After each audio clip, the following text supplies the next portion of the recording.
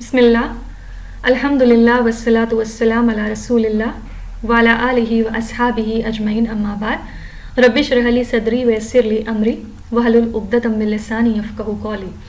अस्सलामु अलैकुम व रहमतुल्लाहि व बरकातुहू। आज का ये जो सेशन है हमारा, इसमें हम एक बहुत इंपॉर्टेंट सूरा कवर करेंगे जो कि है सूरे अल नबा। ये आपको लास्ट पारे में मिल जाएगी। लास्ट पारा यानी कि 30वें पारे की ये पहली सूरत है सूरे अल नबा। इसकी फजीलत के बारे में बात करें तो नबी सल्लल्लाहु अलैहि वसल्लम इसको असर की नमाज के बाद पढ़ते थे, तो हमें भी इसको असर की नमाज के बाद एक बार रिसाइट करना चाहिए। और काफ़ी छोटी सूरत है, सिर्फ 2 वरक की है। और टोटल 30वें पारे में कितनी सूरतें हैं? 37 सूरतें हैं। और इसमें से बहुत सारी सूरतें ऐसी हैं जो कि हम अपनी डेली की नमाज़ों में रिसाइट करते हैं, जैसे कि जो लास्ट की सूरतें हैं, सूरे फलक हो गया, सूरे नास हो गया, फिर इसके अलावा सूरे कौसर हो गया, सूरे तकासुर, सूरे काफिरून वगैरह। और ये सारी सूरा ऑलरेडी हम पहले अपने सेशंस में कवर कर चुके हैं। तो कोई अगर उनकी तफसीर समझना चाहता है तो वो चैनल पे जाके उसकी एक सेपरेट प्लेलिस्ट है, उसमें आप जाके देख सकते हैं। ठीक है, यहाँ पे बात करेंगे कि जो 30वां पारा है वो इतना इम्पॉर्टेंट क्यों है। तो जैसा कि मैंने आपको पहले भी बताया था कि जो 30वां पारा है उसमें ज़्यादातर जो सूरतें हैं वो मक्की सूरतें हैं। ठीक है, तो इन 37 में से ज़्यादातर सूरतें जो हैं वो मक्का में नाजिल हुई। और मक्की सूरतों से यहाँ मतलब क्या है? मक्की सूरतों से मुराद ये है कि हिजरत के पहले नाजिल हुई। जब 13 साल नबी सल्लल्लाहु अलैहि वसल्लम मक्का में होते हैं उस टाइम पे नाजिल हुई हैं। और इनका मिजाज मदनी सूरतों से डिफरेंट क्यों है? क्योंकि जो मक्की सूरतें हैं उसमें अल्लाह सुब्हानहू तआला की वहदानियत के बारे में बात की गई है, क्योंकि मक्का में लोग अभी अभी न्यूली कन्वर्टेड मुस्लिम्स हैं और उनको ये बताना ज़रूरी है कि हर चीज़ के पहले, सब हराम हलाल छोड़ने से पहले आपको ये जानना होगा कि रब कौन है जिसके लिए आप ईमान ला रहे हैं और उसकी वहदानियत कैसी है, वो अकेला क्यों है, और बाकी की जो चीज़ें हैं। मतलब इसमें एक तरह से लोगों को ईमान पे मजबूत किया जा रहा है कि तुम्हारा रब कौन है उसको पहचानो, और वो दिन आएगा जो कि क़यामत का दिन है, जिस दिन तुम्हें हिसाब किताब देना होगा। तो आज तुम जो कर रहे हो उसका तुम्हें एक ना एक दिन हिसाब मिलेगा, उसका बदला मिलेगा। ठीक है, तो तुम्हारे जो भी एक्शंस होंगे वो इस बेसिस पे होने चाहिए कि तुम उसके रिएक्शन के लिए बिल्कुल तैयार हो। ठीक है, तो यही रीज़न है कि मक्की सूरतों में आपको ये भी मिजाज मिलेगा। और जब एक बार हिजरत हो जाती है, लोग मदीना में सेटल हो जाते हैं, तो अब लोग जाहिर सी बात है क्योंकि वो हिजरत करके गए हैं तो उनके पास ईमान है, ईमान के बिना पे वो उन्होंने हिजरत की थी।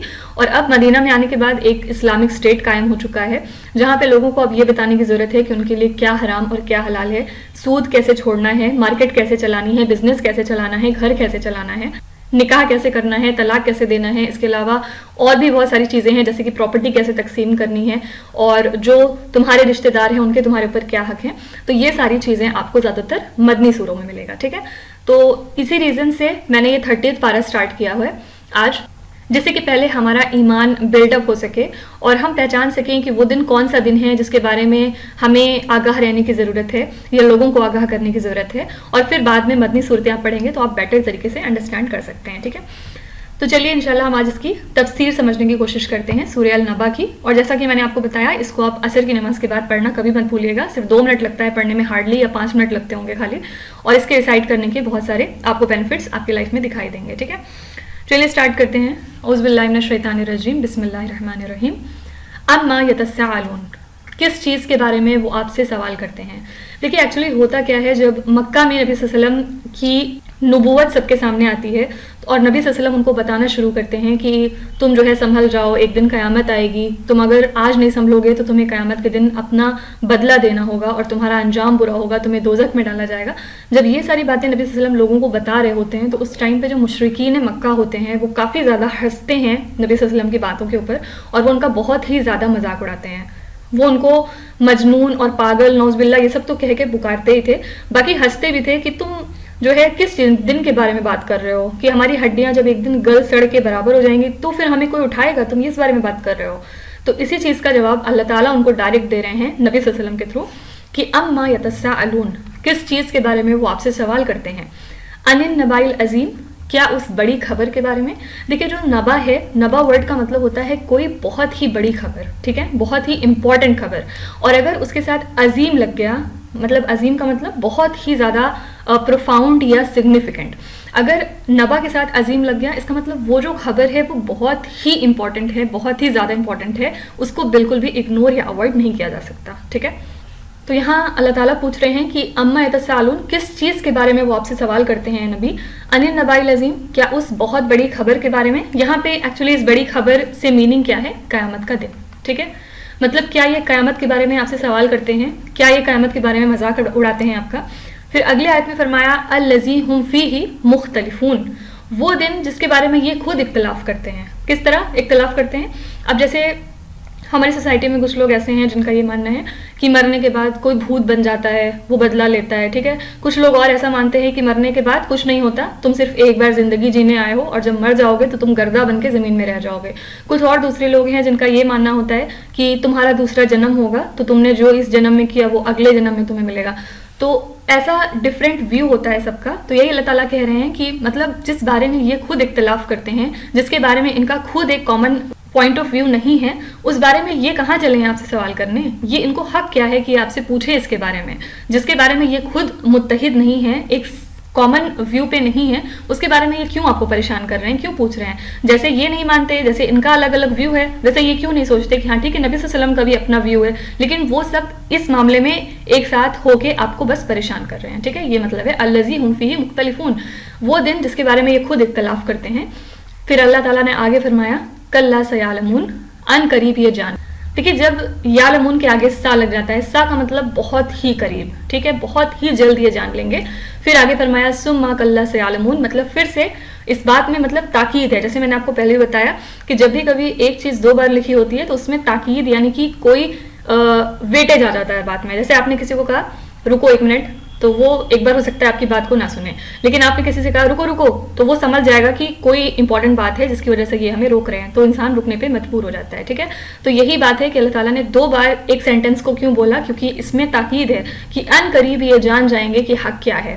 ابھی تو انہیں لگ رہا ہے کہ یہ بھوت بنیں گے اور آگے چل کے کچھ نہیں ہوگا اور دوسرا جنم ہوگا, تیسرا جنم ہوگا, لیکن جب ایک دن آئے گا تو یہ ضرور جان جائیں گے اس دن کہ حق کیا ہے. جو آپ کہہ رہے تھے وہ بالکل حق تھا, اور قیامت کا دن آنے والا تھا جس دن لوگوں کو اپنا جزا دینا ہوگا. ٹھیک ہے, پھر آگے اللہ تعالیٰ نے اپنی کچھ نشانیوں کا ذکر کیا ہے. ٹھیک ہے, یہاں سے لے کے اللہ تعالیٰ نے یہاں تک اپنی کچھ نشانیوں کے بارے میں بتایا ہے.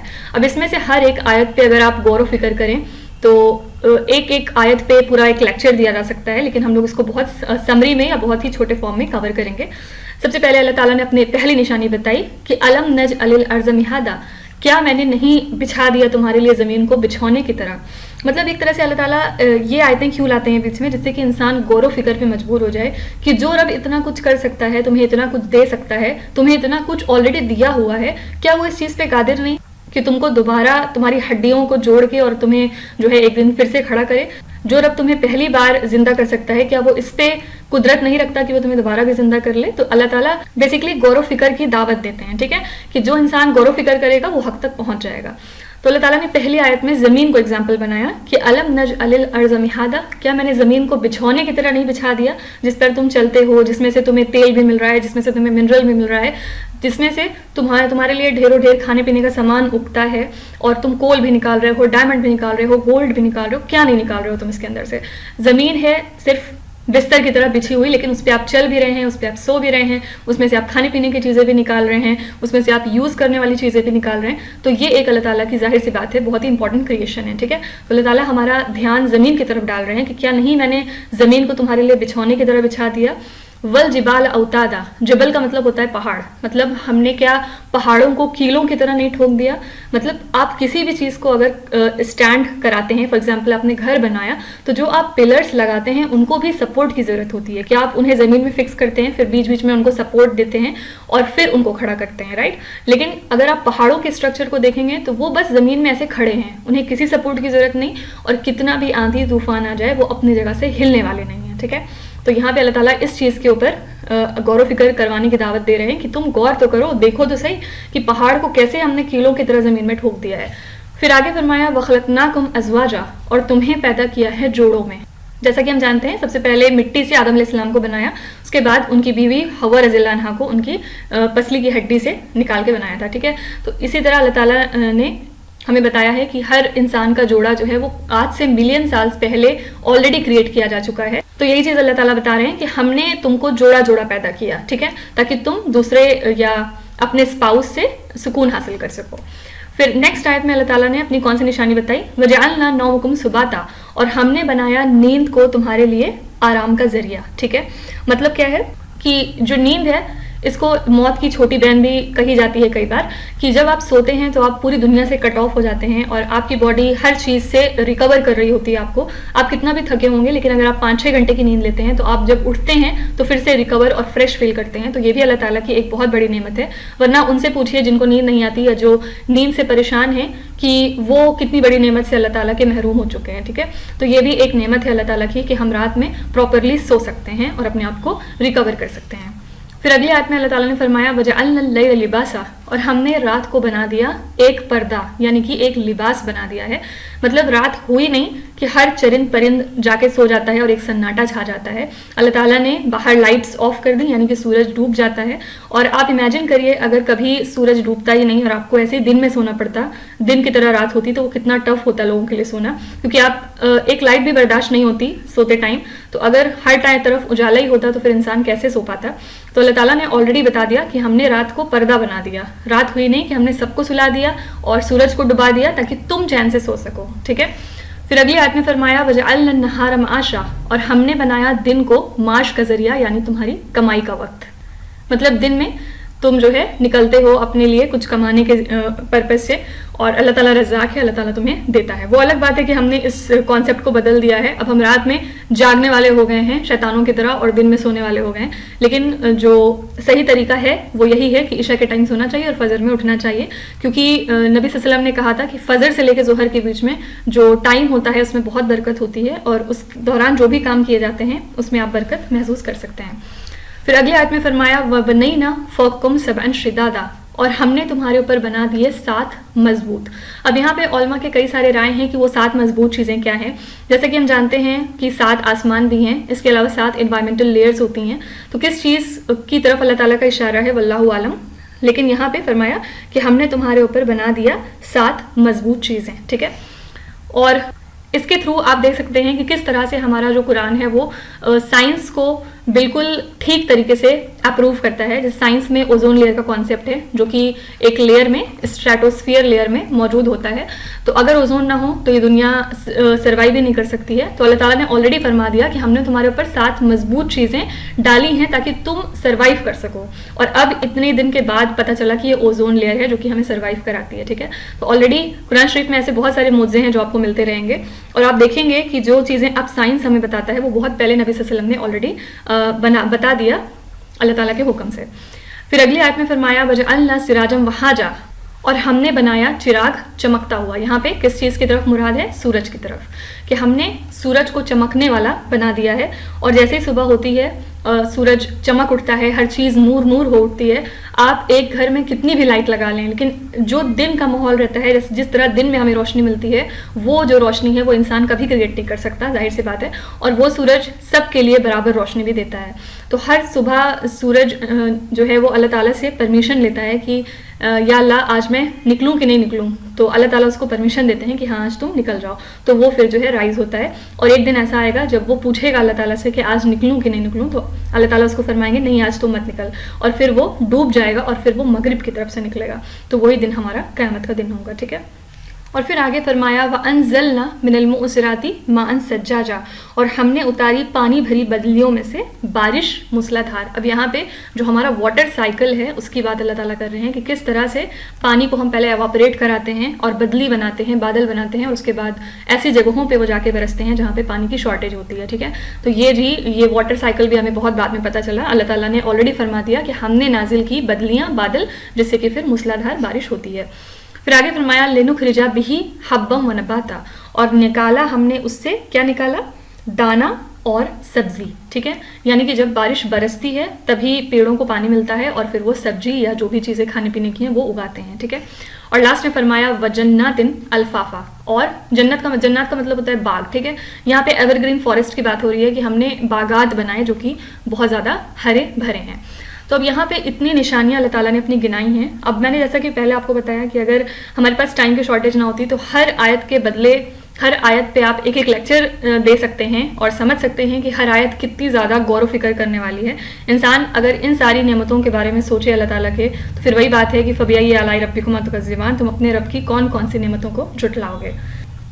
اب اتنی چیزیں اللہ تعالیٰ نے بتانے کے بعد اب اللہ تعالیٰ جو ہے چلیں گے قیامت کے دن کی طرف. اس کی طرف ہمارا دھیان جو ہے وہ ڈالیں گے کہ ان یوم الفصلی کانا میقاتا، کہ بے شک جو فیصلے کا دن ہے وہ ایک مقرر وقت ہے. جب صحیح ٹائم آئے گا تو پھر اسی دن سورج مغرب سے نکل جائے گا اور ہر چیز فنا ہو جائے گی، ریزہ ریزہ ہو جائے گی. ٹھیک ہے، تو بے شک فیصلے کا دن مقرر ہے. کیونکہ شروع میں یہ لوگ آپ سے پوچھتے تھے کہ نبی صلی اللہ علیہ وسلم جیسا کہ آپ بتا رہے ہیں کہ قیامت آئے گی تو کب آئے گی، آپ کو تو پتہ ہی ہوگا، آپ کو تو سب کچھ معلوم ہے، تو آپ بتائیے پھر.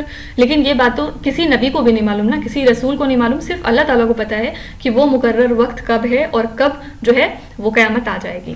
پھر آگے فرمایا یوما، اس دن ینفخ فی الصور فتاتون افواجا، اس دن جب سور پھونکا جائے گا تو تم چلے آؤ گے میرے پاس گروہ در گروہ. ٹھیک ہے، یہاں پہ کہنے کا مطلب کیا ہے؟ دیکھیے 2 بار جو ہے سور پھونکا جائے گا، اور کون پھونکے گا اس کو؟ اسرافیل علیہ السلام.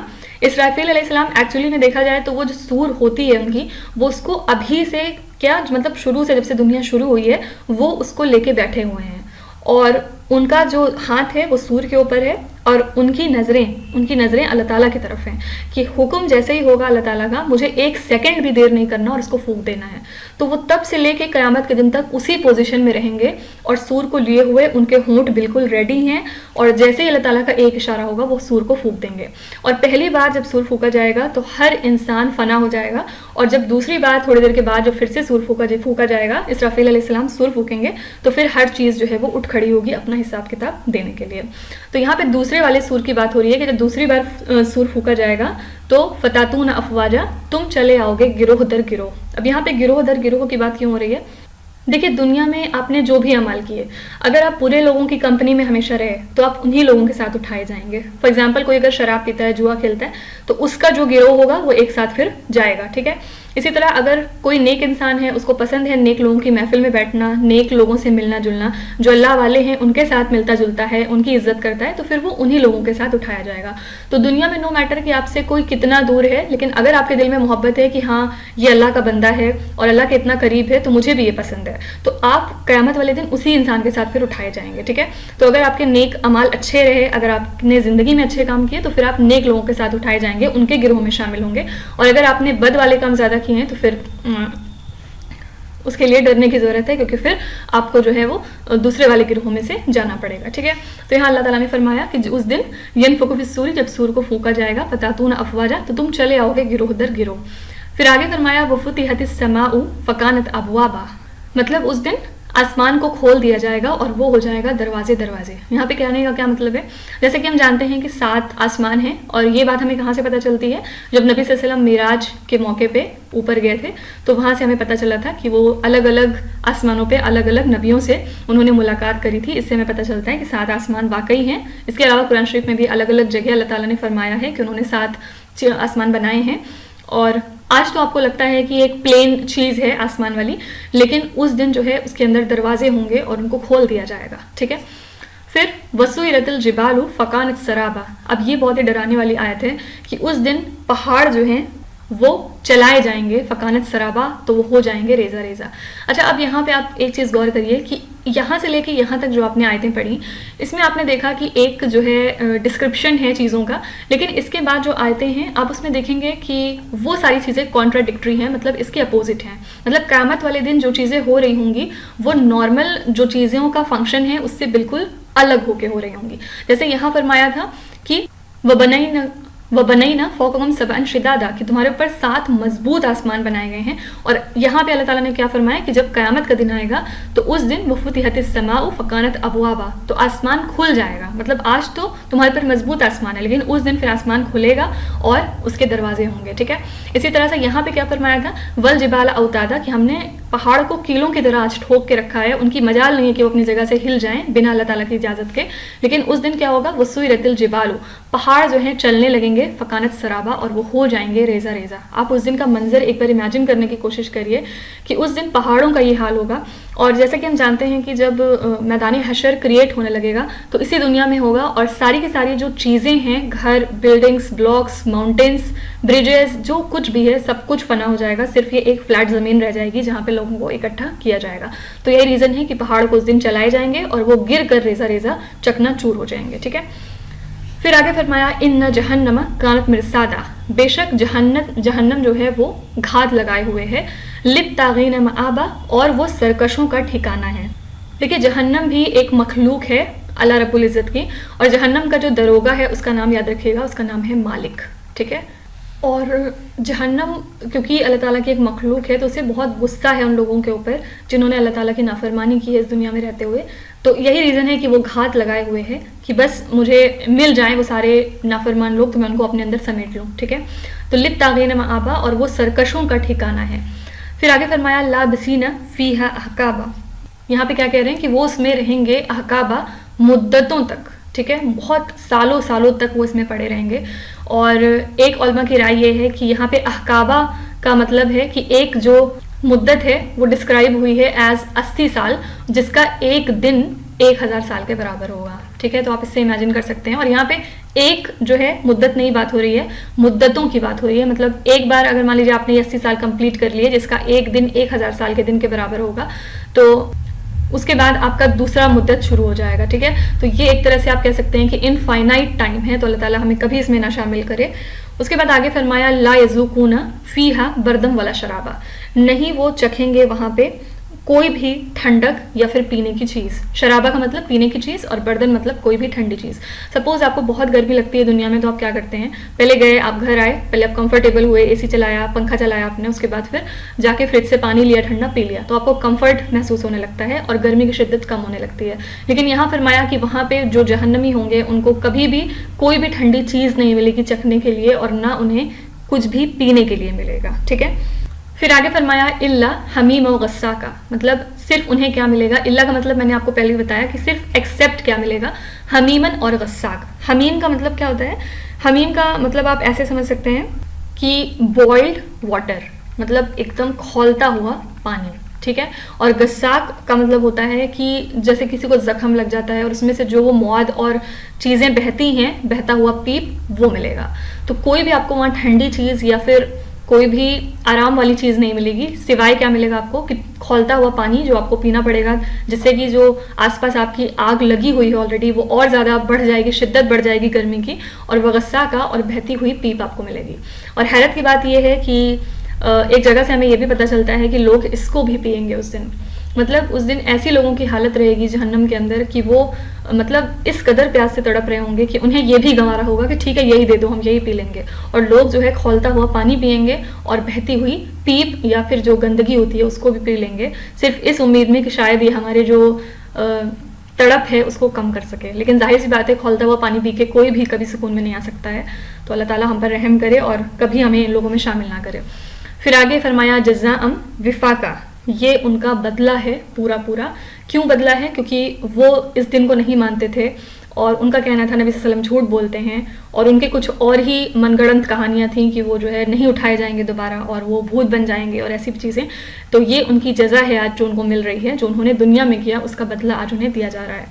پھر آگے فرمایا انہم کانوا لا یرجون حسابا, کیونکہ وہ بے شک نہیں امید رکھتے تھے حساب کی توقع. مطلب ان کو کوئی امید نہیں تھی کہ ان کا کبھی کوئی حساب ہوگا یا وہ دوبارہ کھڑے کیے جائیں گے. ان کا اس چیز پہ کوئی ایمان نہیں تھا. اور یہی ریزن ہے کہ جب آپ اس قرآن کو کھولتے ہیں تو جو پہلا ورق ہے سورہ البقرہ کا, اس میں آپ کیا پڑھتے ہیں کہ متقین کون ہیں جن کو کی کامیابی ملے گی, وہ لوگ ہوتے ہیں جو آخرت پر یقین رکھتے ہیں. ٹھیک ہے. تو آخرت پہ یقین ہونا بہت ضروری ہے کیونکہ اسی سے آپ کے پھر دنیا کے سارے اعمال درست ہو جائیں گے. تو یہ وہ لوگ ہیں جو نہیں امید رکھتے تھے کہ ان کا کبھی کوئی حساب ہوگا, اور یہی لوگ ہیں جن کو یہ جزا دی جا رہی ہے کہ وہ ہمیشہ ہمیشہ آپ جہنم میں پڑے ہوں گے. اور کیا اور ریزن بتایا, وَكَذَّبُوا بِآيَاتِنَا كِذَّابًا, اور انہوں نے ہماری آیتوں کو جھٹلایا. اب یہاں پہ بہت ساری چیزیں ہیں, جیسے کہ کچھ لوگ وہ ہوتے تھے جو نبی صلی اللہ علیہ وسلم کو پاگل مجنون یہ سب کہتے تھے. اس کے علاوہ وہ سارے لوگ بھی اس آیتوں کو اللہ تعالیٰ کی جھٹلاتے ہیں جو لوگ یقین نہیں کرتے کہ یہ سب چیزیں اللہ تعالیٰ نے بتائیں. اب جیسے یہاں پہ جو اللہ تعالیٰ نے فرمایا اتنا چیزیں کہ یہ سب میری آیتیں ہیں, نشانیاں ہیں میری, اگر تم غور و فکر کرو, کوئی انسان اگر ان کو نہیں مانے گا تو ظاہر سی بات ہے وہ بھی اللہ تعالیٰ کی آیتوں کو جھٹلا رہا ہے. ٹھیک ہے. پھر آگے فرمایا وَكُلَّ شَيْءٍ أَحْصَيْنَاهُ كِتَابًا. اس کا مطلب کیا ہے کہ ہر چیز, کلّا کا مطلب ہوتا ہے, کلّ شیء کا مطلب ہر ایک چیز, احصیناہ ہم نے گن کر کتابہ اپنے پاس لکھ لی تھی. ٹھیک ہے, مطلب اس کا کیا ہے کہ جو بھی آپ دنیا میں کرتے رہے, ایک چھوٹے سے چھوٹا برا عمل اور چھوٹے سے چھوٹا اچھا کام, وہ سب اللہ تعالیٰ نے نوٹ کیا ہوا ہے, کیونکہ کندھے پہ جو فرشتے بیٹھتے ہیں کرامن کاتبین, وہ ہر پل آپ کے اعمال کو نوٹ کر رہے ہیں. تو یہاں پہ یہی چیز اللہ تعالیٰ کہہ رہے ہیں کہ میں تمہیں کس طرح بدلا دوں گا اس چیزوں کو گن کے جو تم لے کر آئے, اور وہ جو گنا گیا وہ کس نے گنا, میرے فرشتوں نے گنا ہے, اور ہر چیز تمہارا آج نوٹڈ ہے. اس دن ایک جگہ سے اور ہمیں پتہ چلتا ہے کہ انسان کہے گا کہ یہ کیسی کتاب ہے جس نے کچھ نہ چھوڑا اور میرا ہر چھوٹے سے چھوٹا اعمال آج اس میں درج ہے. تو اس کو حیرت ہوگی کہ یہ کیسی کتاب اللہ تعالیٰ نے کریٹ کر دی ہے. تو اسی چیز کو اللہ تعالیٰ کہہ رہے ہیں کہ وَكُلَّ شَيْءٍ, ہر چیز ہم ان کی نوٹ کر رہے تھے ایک کتاب میں. پھر آگے فرمایا فَذُوقُوا فَلَن نَزِيدَكُمْ إِلَّا عَذَابًا, بس چکھو آج اس عذاب کا مزہ جو ہرگز تم سے کم نہ کیا جائے گا. ایک جگہ سے ہمیں اور پتہ چلتا ہے کہ جب جہنمی ایک دم تپ رہے ہوں گے تو اس ٹائم پہ وہ جو دروگا ہے جہنم کا مالک, اس سے کہیں گے کہ تھوڑا سا تو ٹیمپریچر کم کر دو, ہمیں بہت گرمی لگ رہی ہے, ہم بالکل راکھ ہو چکے ہیں جل کے, تھوڑا تو کم کر دو. تو وہ جائے گا اور جو ٹیمپریچر ہوگا اس کو اور بڑھا دے گا. تو یہی چیز اللہ تعالیٰ فرما رہے ہیں کہ آج تم چکھو عذاب کا مزہ جو تم پر سے بالکل بھی کم نہیں کیا جائے گا. اور آج اگر تمہارے لیے کوئی چیز بڑھائی جائے گی, جیسے کہ وہ چاہیں گے کہ ان کو کمفرٹ ملے, ان کو تھوڑا سا آرام ملے, تو یہ سب چیزیں تو بالکل تمہارے پر نہیں بڑھائی جائیں گی. صرف تمہارے اوپر کیا بڑھ سکتا ہے, عذاب جتنا آج ہے کل اس سے بھی بدترین عذاب تم کو دیا جائے گا. ٹھیک ہے, تو یہاں پہ جو یہاں تک پورا بیان ہے کہ جہنمیوں کے بارے میں ہے. اور قرآن کا ایک انداز ہوتا ہے, جب بھی کبھی آپ کو خوف لگنے لگے گا کسی ڈرنے والی آیت کو پڑھ کے, تو اگلی ہی آیت میں اللہ تعالیٰ آپ کو ہمت دلاتے ہیں. تو اس کے بعد اب جو چیزیں ہیں وہ متقین کے بارے میں ہیں کہ جو لوگ نیک اعمال کر کے جا رہے ہیں اب ان کا کیا ہوگا. یہاں تک تو ہم نے یہ پڑھا کہ جو لوگ ہمیشہ اللہ تعالیٰ کی نشانیوں کو جھٹلاتے رہے ان کا کیا حشر ہوگا. لیکن اب اس کے آگے ہم پڑھیں گے کہ جو لوگ اللہ تعالیٰ کو مانتے ہیں اور اس کی آیتوں پر یقین کرتے ہیں ان کا کیا حشر ہوگا. تو اگلی آیت میں فرمایا اللہ تعالیٰ نے اِنَّ لِلْمُتَّقِينَ مَفَازًا, بے شک متقین کے لیے کامیابی ہے. متقی کون لوگ ہیں؟ الَّذِينَ يُؤْمِنُونَ بِالْغَيْبِ وَيُقِيمُونَ الصَّلَاةَ وَمِمَّا رَزَقْنَاهُمْ يُنْفِقُونَ, وہ لوگ جو غیب پر ایمان لاتے ہیں اور نماز کو قائم کرتے ہیں اور ہمارے دیے ہوئے رزق میں سے خرچ کرتے ہیں. ٹھیک ہے, تو جو لوگ متقین ہیں یعنی جو پرہیزگار ہیں, جو دنیا میں اللہ تعالیٰ کی آیتوں کو مانتے تھے, ان کے لیے آج کامیابی ہے. پھر آگے فرمایا حدائق وانابا. حدائق مطلب باغ ہوتا ہے اور اناب ایک انگور ہوتا ہے. ٹھیک ہے, تو آج ان کے لیے باغات ہیں انگور کے. انگور ایک لگزریس پھل بھی ہوتا ہے, اسی وجہ سے انگور کا ذکر ہوا ہے یہاں پہ. اور بھی بہت سارے پھل ہیں جو قرآن شریف میں الگ الگ جگہ آتے ہیں, جیسے کہ انار کا ذکر آتا ہے کئی بار, اور بھی الگ الگ پھل ہیں جو ہم ٹائم ٹو ٹائم پڑھیں گے. پھر آگے فرمایا وکواعب اترابا, اور وہاں پر ان کے لیے نوجوان ہم عمر کے جوڑے ہوں گے. مطلب جیسے یہاں پہ اگر میاں بیوی ہیں اور کسی کا میاں بہت خراب ہے تو وہ تو جہنم میں چلا جائے گا, لیکن بیوی وہاں اکیلے نہیں رہے گی, اللہ تعالیٰ اس کو وہاں پہ ایک جوڑا عطا کریں گے. ٹھیک ہے, یہ کہنے کا مطلب ہے. اور ہم عمر سے کیا مطلب ہے کہ وہاں پہ وہ ان کے عمر کے ہوں گے جس سے کہ وہ ان کو سمجھ سکیں اور ان کے بیچ میں جو کمپیٹیبلٹی ہے وہ اور مضبوط رہے. پھر آگے فرمایا وکاسن دہاکا, اور پیالے ہوں گے چھلکتے ہوئے. مطلب وہاں پہ جنت کی شراب پلائی جائے گی جو بالکل بھی ٹاکسک نہیں ہوگی اور لوگوں کو انٹاکسیکیٹ نہیں کرے گی.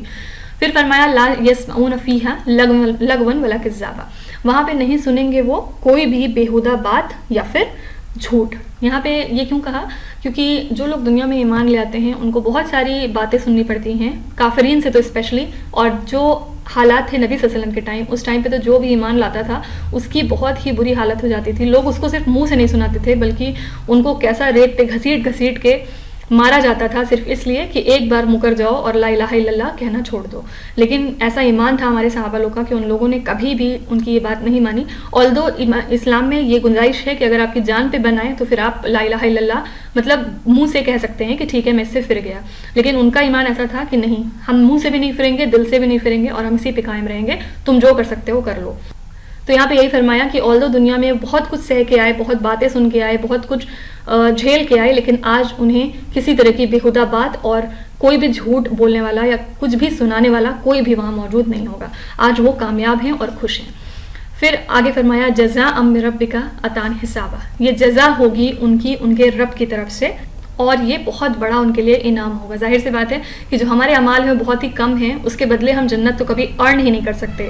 یہ اللہ تعالیٰ کی بس ایک نعمت ہوگی کہ وہ اپنے متقین بدلوں کا ان کی کوشش کے بدلے جنت عطا کریں گے. ٹھیک ہے, پھر فرمایا آگے رب السماوات والارض, وہ رب ہے آسمانوں اور زمین کا, وما بینہما, صرف آسمان زمین کا رب نہیں ہے, جو اس کے بیچ میں ہے اس سب کا بھی رب ہے. الرحمن لا یملکون منہ خطابا, بہت ہی زیادہ مہربان ہے اور کوئی ملکیت نہیں رکھتا، کسی کی اوقات نہیں ہے کہ وہ اس سے بات کر سکے آج کے دن۔ یوم یقوم الروح، یہ وہ دن ہوگا جس دن روح مطلب جبرائیل علیہ السلام، والملائکۃ صفا، مطلب یہ وہ دن ہے جس دن فرشتوں کا یہ عالم ہے کہ فرشتے جبرائیل، میکائیل، اسرائیل، اسرافیل سب لوگ صف در صف کھڑے ہوں گے ہاتھ باندھے اپنے رب کے سامنے، ان کو بھی جو ہے پیش ہونا ہوگا اپنے رب کے سامنے۔ تو آپ امیجن کریے جو فرشتے اس حالت میں ہیں کہ وہ ایک پل اللہ تعالیٰ کے کوئی حکم کو ڈیلے نہیں کر رہے ہیں، ہر پل اس کی حمد و ثنا بیان کر رہے ہیں، ان فرشتوں کو جب اللہ تعالیٰ صف در صف کھڑے کرے ہیں تو وہ بھی ڈرے ہوئے ہیں اندر سے، تو ہمارے جیسے انسانوں کا کیا حشر ہوگا یا کیا حال ہوگا اس دن، جو اتنے گناہ کر کے اور اپنے اعمال کو ڈھو کے کھڑے ہوں گے اپنے رب کے سامنے، اس دن ہم کیا جواب دیں گے۔